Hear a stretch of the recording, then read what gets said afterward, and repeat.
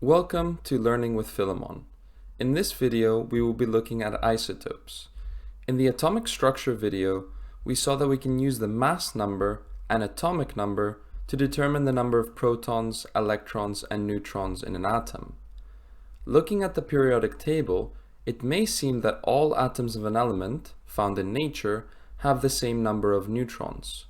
For example, in some periodic tables, you will see hydrogen with a mass number of 1 and an atomic number of 1. Therefore, hydrogen has 1 electron, 1 proton, and 0 neutrons. However, hydrogen atoms with a mass number of 2 and 3 can be found in nature. Hydrogen 2 has 1 neutron, and hydrogen 3 has 2 neutrons. These three atoms are considered isotopes, as they have the same number of protons but different number of neutrons. Notice that as they have the same proton number, all three atoms are hydrogen atoms. Looking at a more accurate periodic table, you will see that the mass number of hydrogen is given as 1.01. This takes into account all the naturally occurring isotopes, hydrogen 1, hydrogen 2, and hydrogen 3, by taking a weighted average. We will see how this is calculated shortly. Another important point to consider is that as isotopes have the same number of electrons, they have the same chemical properties. See the bonding videos for more on this. Isotopes differ only in their physical properties, such as mass, density, melting point, etc. All these properties are primarily determined by the mass, which is affected by the differing number of neutrons. To calculate the average atomic mass, we need to take into account the mass and the abundance of each isotope of an element.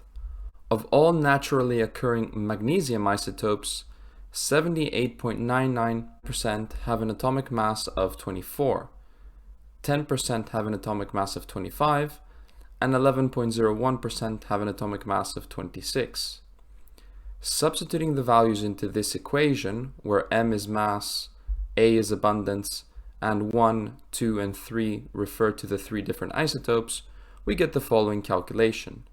This is equivalent to 2432.02 divided by 100.